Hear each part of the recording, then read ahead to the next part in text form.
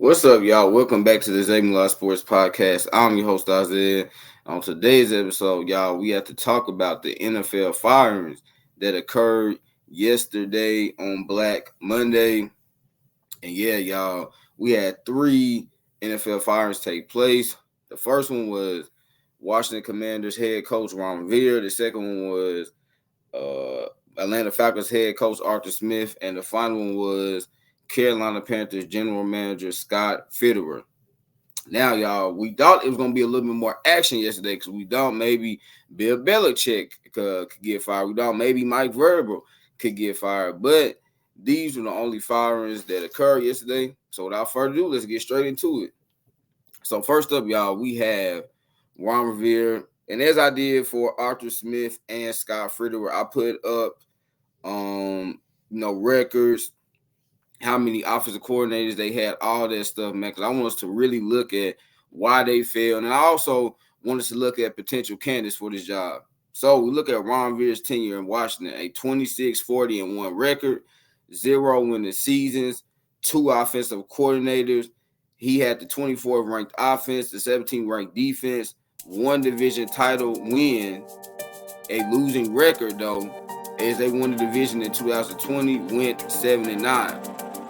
So, y'all, that was a lot to unpack right there. First, let's get into the record, right? 26-40-1. I mean, it's simply not good.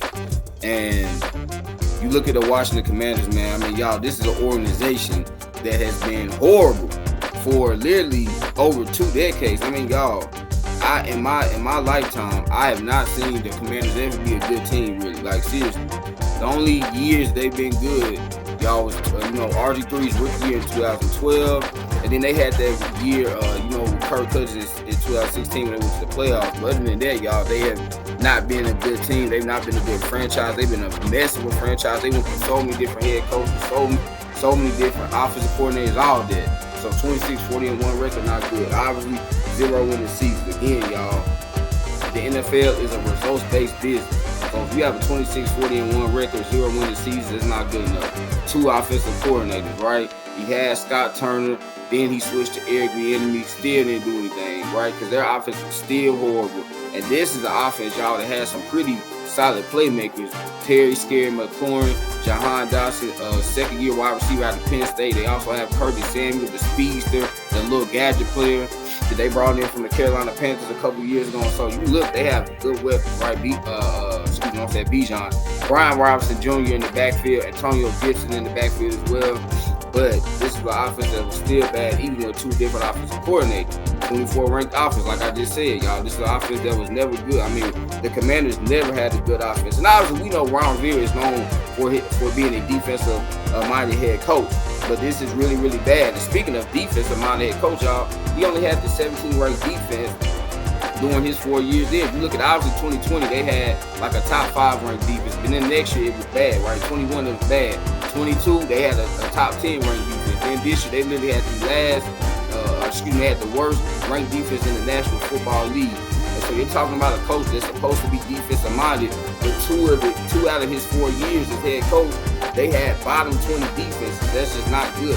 They had bottom 10 defenses. That's just not good enough. So this move had to be done, y'all. Like I said, the 1 division title win was a losing record, right? They won the division that year, 2020, the pandemic year, and went 7-9. Like, what in the world?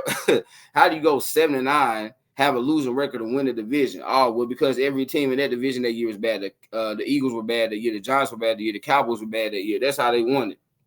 So when you look at Ron Rivera's tenure, y'all, as head coach, I mean, it's nothing really that stands out other than just a whole bunch of losing, inconsistent play defensively, horrible offense, and just you never felt like the Commanders had any stability, right? You never felt like they had any stability. You never felt like they did anything particularly well. Again, this is a team that was supposed to be led by their defense, but two of the 4 years he was head coach, they had a really bad defense, including his last year, y'all, this year, where they literally had the 32nd ranked defense, which is last.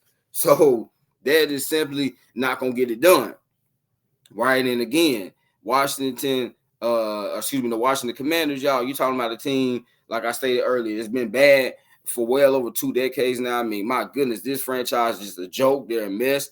And I don't know how they're going to get this turned around. The good thing is, obviously, they don't have their former owner that they had anymore. Thank God for that. But y'all, Commanders, I mean, y'all gotta figure out a way to get this turned around and get it turned around quickly. So when we look at that potential candidates, y'all, these are the 4 coaches that I think could be in line for this job. So first, I got Lions defensive coordinator Aaron Glenn. As y'all know, last year Aaron Glenn, man, was a hot name. I know he was a hot name for the Texans job. Obviously, D'Amico Ryans ended up getting that job, but Aaron Glenn, he's really respected around the league. He's a guy, man, former NFL player, former Pro Bowl corner. You talking about a guy that's been coaching for a long time now. Just again, a really respected guy. And I know people are gonna say, well, the Lions will have a good defense. Honestly, y'all, I don't think it has to do with Aaron Glenn per se. I think it's because the Lions, one, they've had a lot of injuries, a lot of injuries in that secondary, and then 2, let's be honest, y'all, they need better corners. Like, they've had a lot of injuries. Obviously, C.J. Gardner-Johnson had been hurt basically the entire year. Emmanuel Mosley got hurt and is out for the rest of the year. Has been out for the rest of the year. So they've dealt with injuries. And plus, y'all, they just, like I said, they need better players in their secondary. They have a pretty good defensive line led by Aiden Hutchinson, Aleem McNeil, linebackers Jack Campbell, Alex Anzalone, but they need better play from that back end. But Aaron Glenn has done a really good job. And again, y'all, just a really respected guy. So if the Commanders want a defensive-minded head coach, I mean, they can go that. Now, if you want an offensive-minded head coach, man, you have his running mate, Lions offensive coordinator Ben Johnson. Ben Johnson, y'all know he's a really high name. We heard a report about a month ago that Ben Johnson is looking to get $15 million a year. Now, his agent came out and basically said there was a lie, right? He said those reports were a lie. And so we don't know how true that is. Maybe Ben Johnson really does want that much money, y'all. I don't know. Okay? I don't know if he really wants $15 million a year or not. But I'll say this. But Ben Johnson is one of the best young offensive minds in the game. I mean, y'all see, man, the last 2 years, the Lions have had a top 5 offense in the league. Jared Goff, has had a career resurgence. I mean, you're talking about a guy, Jared Goff, that a lot of people thought his career was basically done in terms of being a starting caliber quarterback in the league. And now, y'all, the last 2 years, Jared Goff has been like a top 10 quarterback. They got Amon-Ra St. Brown. Sam Laporta has been one of the best rookie tight ends in NFL history, y'all. I mean, look at his numbers. He's one of the best rookie tight ends in NFL history. Jameson Williams, Josh Reynolds. I mean, y'all, this offense has been explosive. David Montgomery, Jahmyr Gibbs in the backfield. That offensive line led by Frank Ragnow. Man, just great. And Penei Sewell, just great play that the Lions have had. Ben Johnson is a hot name. I think he is definitely going to get a head coaching job. I don't know what will be with the Commanders, but he's definitely a candidate. And again, they leaning more offense. Ben Johnson will definitely be their guy. Next up, y'all, is potential candidate that I have. Rams defensive coordinator Raheem Morris. Now, as y'all know, Raheem Morris has been the head coach before in the league. He was the head coach of the Buccaneers a few years back. They had that year, they went 10-6, missed the playoffs, but did go 10-6. He also was the interim head coach for the Falcons during the 2020 season after they fired head coach Dan Quinn. Now he's the Rams defensive coordinator. And I've always liked Raheem Morris, man. I really have. I think he's a good defensive coordinator. He's good at calling plays. I mean, y'all, look at the Rams, right? The Rams don't have the best players defensively. They have gotten great contribution from their rookies, Kobe Turner and Byron Young, but they don't have like a Pro Bowl, all-pro caliber corner. They don't have a Pro Bowl safety. They don't have like a Pro Bowl. Ernest Jones is a Pro Bowl linebacker, but this is not a defense, right? This is not the same defense that it was a couple years ago when they had Von Miller and Jalen Ramsey, right? And Bobby Wagner last year. This is not the same defense, y'all. And he is still got a lot of he's gotten a lot of out, of the Rams defense. You got to give Raheem Morris credit for that. And again, if they want a defensive coach, I think he would be up there. Then lastly, y'all, you have their current offensive coordinator, Eric Bieniemy. Now, I will say this. I don't think this will happen at all. But the reason I put it on here is because, man, Eric Bieniemy, this brother been trying to get a head coaching job for years. He's definitely deserving of it. And I just like, well, hey, he's already, in Washington. He's the offensive coordinator for them. We obviously have to see what's going to happen with this new head coach because Airbnb might be on the move. I'm like, I think you at least gotta get a brother an interview. But I do not think this will happen. I don't think he has really a shot at getting this job. But y'all, I did have to put Eric Bieniemy as a candidate because again, he's already in DC. At least, man, give that brother an interview. I mean, dang, that's the least y'all could do. That's the least they could do, y'all, right? So there goes Commanders. That's my spiel about y'all. Next up, let's move to the ATL. Yeah, hot Atlanta. So the Falcons fired Arthur Smith yesterday. Let's get into it, y'all. So Arthur Smith's tenure in Atlanta. He had a 21-30 record, 0 win the seasons, 2 defensive coordinators, 22nd ranked offense, 23rd ranked defense. He was a horrible play caller, never finished higher than 3rd in the NFC South. So y'all, 21-30 record. Arthur Smith went 7-10 every single year. Dang, is this man? Y'all, is he Jeff Fisher? He's becoming the new Jeff Fisher. Y'all, as y'all remember, man, Jeff Fisher from my Tennessee Titans, he had a lot of years. He went 79, 8-8, 79, 8-8, 79, 8-8. Even when he was head coach of the Los Angeles Rams, St. Louis Rams / Los Angeles Rams. 7-9, 8-8. I think one year he went 7-8-1. I mean, just always just average. That was Arthur Smith's tenure in Atlanta in a nutshell right there. Just, I mean, average. 21-30 records, 0 win the seasons, y'all. You're talking about the Falcons, especially this year. They went out, y'all, on free agency, added a lot of pieces to that defense. They added Bud Dupree. They went out and got Jesse Bates. They got David Onyemata. They added a lot of pieces to this defense in hopes that it would improve. And defensively, I mean, defensively, they did improve. I'll give them that. They did improve. But offensively, man, it was god-awful. Obviously, the quarterback mess that they had with Desmond Ridder and Taylor Heineke, I mean, my gosh. Falcons, y'all better get a quarterback, man, really soon. But Arthur Smith, man, just refused to give the ball to his best playmakers. I mean, dude, you're talking about a team that has Kyle Pitts, that has Drake London, that has Bijan Robinson, that has Tyler Algier, that has Jonnu Smith, that has Cordell Patterson. And he really, who does he always want to go to, y'all? Matt Hollins, Van Jefferson. Dude, go to your best players, man. What are you doing, dog? Brother, you gotta go to your best player. Feed your best guys, man. Bijan Robinson could have had 1,300 yards this year, right? Kyle Pitts could have had probably 1,000 yards. Drake London, like the Falcons have a weapon. And granted, I know they need a quarterback, right? Because they got horrible quarterback play. But also, Arthur Smith did not put his players in the best position to be successful. And that is my problem with him. Again, y'all, like I said, he was a horrible play caller. Never finished higher than 3rd in the NFC South. You're talking about the NFC South. Dude, the NFC South, okay. What you have to Tom Brady and the Bucs, but you talking about 2022, the Bucs weren't even the same team as they were in 21. The Panthers, we know the joke of a franchise they are. I'm gonna get into them here in a few minutes. The Saints, we know the Saints aren't the same since Drew Brees and Sean Payton no longer there. And you couldn't even finish higher than 3rd in the division that's really not that good. Come on, man. That's not great.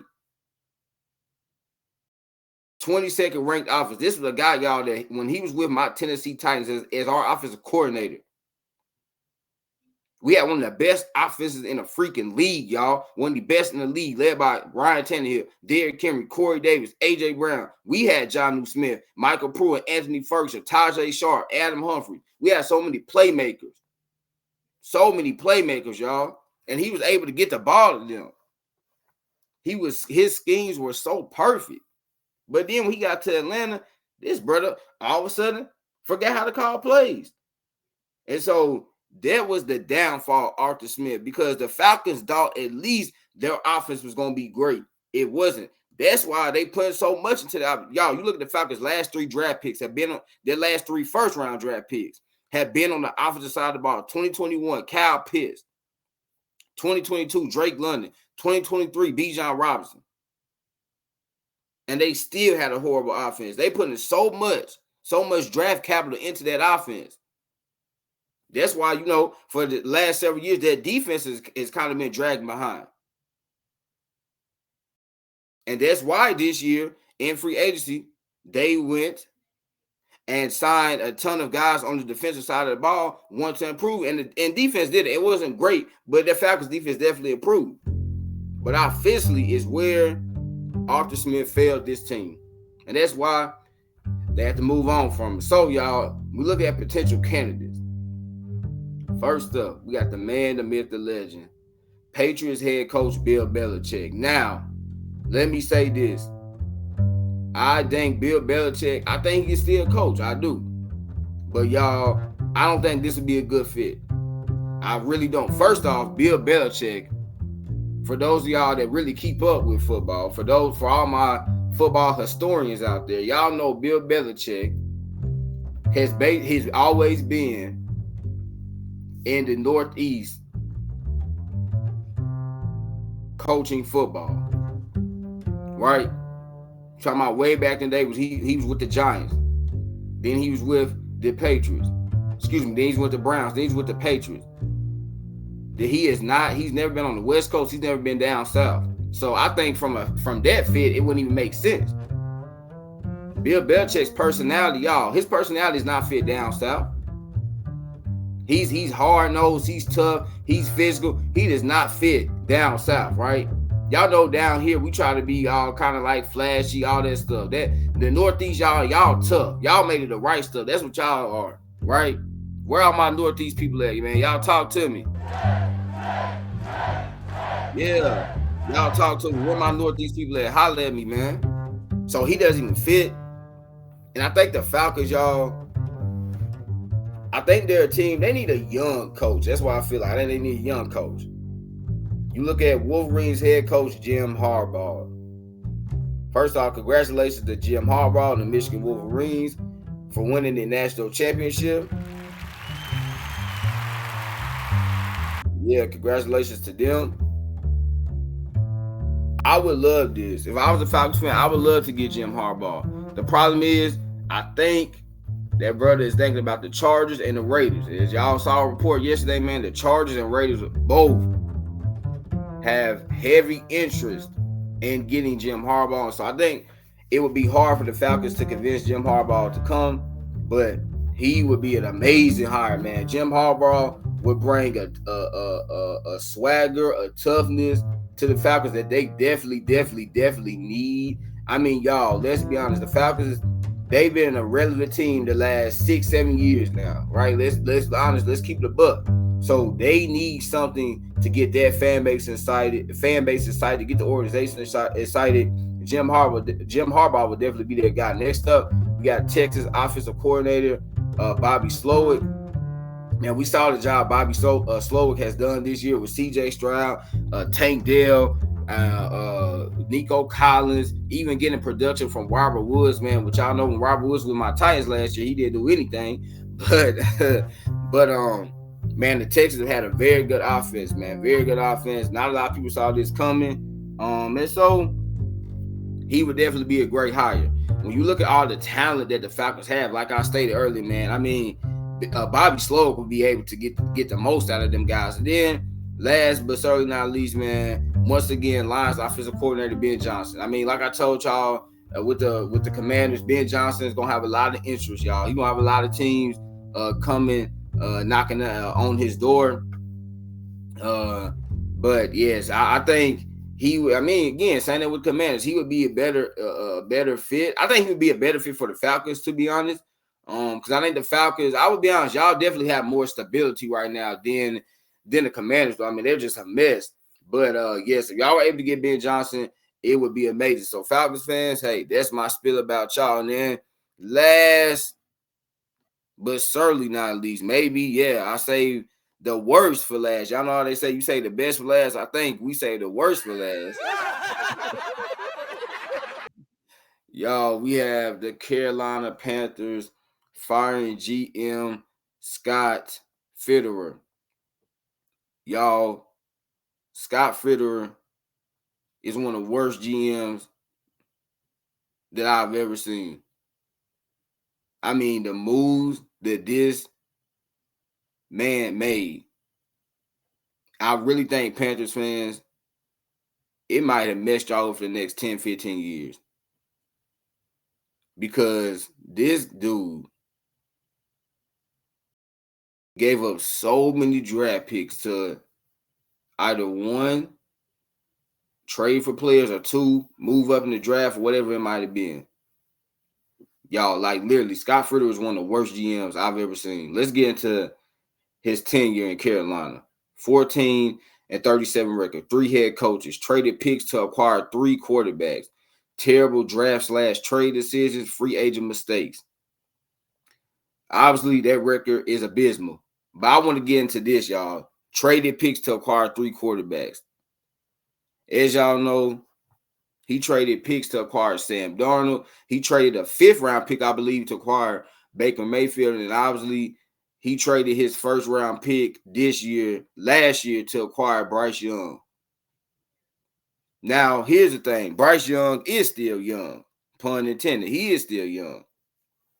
But, and I didn't have this channel yet, but y'all, all last year I kept saying C.J. Stroud is going to be the best quarterback. He's the best quarterback. I would take him or Anthony Richardson because I don't trust Bryce Young's size. I don't think he'll be able to look over the top of defenses consistently. So you did that. Okay, you traded picks to acquire Sam Darnold. Yeah, that blew up in your face, didn't it? Y'all got out to that high start in 2021, 3-0. Went 2-12 the rest of the way. Right? Remember that year also, y'all, they traded a pick to get Stephon Gilmore. Remember they also traded a pick or maybe picks to get C.J. Henderson. Just kept trading picks. Scott Fritter, he treated the Panthers like they were the Rams. Right? Like, oh, we just only a couple pieces away. Remember the Rams did that a couple years ago, y'all? Really, they've done that for years. But remember, trading for Von Miller, trading for Jalen Ramsey in 2019, trading for Brandon Cooks, right? You can make moves like that if your team is competing, if your team is close. Scott Fritter traded all these draft picks to acquire players as if the Panthers were close. He traded for Stephon Gilmore like this was a team that was a cornerback away from going to the NFC Championship game or something like that, and y'all weren't. Right? He made terrible draft/trade decisions, y'all. Terrence Marshall Jr., Shi Smith. Okay? Terrence Marshall Jr. was a 2nd-round pick 2 years ago. He doesn't even play really. Right? Signing DJ Chark. DJ Chark was he was all right, but he's not. Signing DJ Chark it wasn't the best move. Okay? Signing Miles Sanders, Hayden Hurst. They did nothing this year. Absolutely horrible. Right? I mean, y'all drafted Ike Ekwonu. Now, he's still a young tackle, but he was horrible this year. I think he gave up 10 sacks this year. 10 or 12 sacks this year he gave up. Not good. Like, y'all, I'm telling you, Panthers fans, I'm worried for y'all. Because I feel like this man set y'all back 10 or 15 years. Because one, he looks like he missed out on giving you your franchise quarterback for years to come. 2, he traded a lot of draft picks to get players that didn't even make sense. Traded picks for Sam Darnold. Traded picks. Also, y'all, forgot, just 2022, drafted Matt Corral, 3rd-round pick, excuse me. Matt Corral's not even in the freaking league anymore. Now, I know he got hurt during the preseason that year, but again, still, another draft mistake. Terrible decision, right? Setting y'all back. So when I look at the Panthers, I'm like, my goodness, man, y'all basically like the Commanders. Granted, y'all haven't been as bad as long as the Commanders, but Panthers fans, man, this is bad. Like, seriously, this is horrible, man. My gosh, y'all, whoo, man, Panthers, I don't know. This is not looking good for y'all. So when I look at potential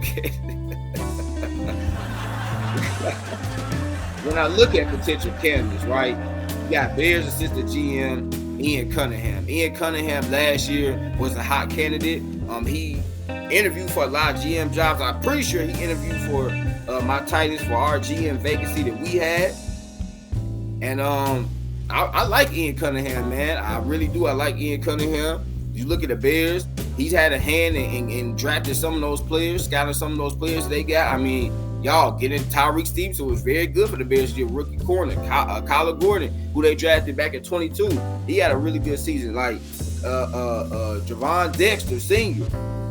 Like, assistant GMs definitely play a big part into constructing the roster. So you got to give Ian Cunningham credit, because the Bears have definitely a lot of good pieces on their roster. They still need some more, but they have a lot more pieces than they had 2 or 3 years ago.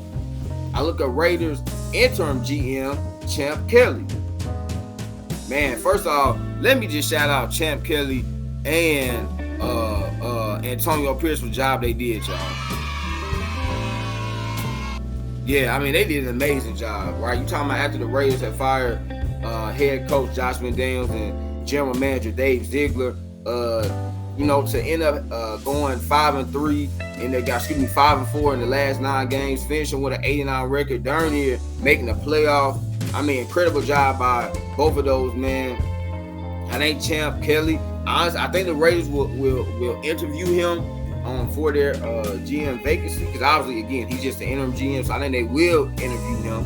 Kind of like my Titans did last year when Ryan Cowden was our interim GM, and then we end up interviewing him for the GM job. I think the Raiders will do the same. So he's a guy to look at. And then finally, this is a shot in the dark. I would not do this, but if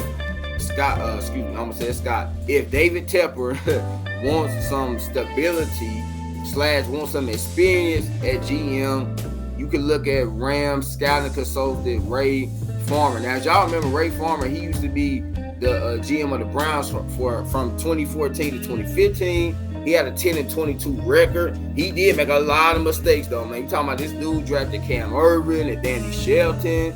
He made some bad decisions. Johnny Manziel, right? I mean, Justin Gilbert. But so I wouldn't hire him, but I just threw him on here because, again, Ray Farmer does have experience. And I don't know what the heck David Tepper wants in his next GM. I don't know what this man wants, right? I don't know. Maybe he wants a young guy. Maybe he wants a guy like Ray Farmer that has some experience. I don't know what he wants. All I know is the Panthers, y'all are a mess of a franchise. And I feel bad for y'all fans, because I don't know how y'all get this fixed. But yeah, it has to get fixed soon. And now y'all have 2 vacancies, a head coach and GM. So Panthers fans, Lord have mercy. I'm going to pray for y'all. I'm going to pray for y'all. So there you have it, y'all. That was me reacting to the NFL fires that took place last year. If you enjoyed the video, man, make sure to like, comment, subscribe, and share. Also, follow me on Twitch, Zay Moolah Sports, all lowercase. Let me repeat. Follow me on Twitch, Zay Moolah Sports, all lowercase. As I have been going live, I've actually went live on Twitch twice. So please, y'all, follow me on Twitch. Let me repeat. It's Zay Moolah Sports, lowercase. Y'all know I'm going to end it, man. I love y'all. God bless. Peace.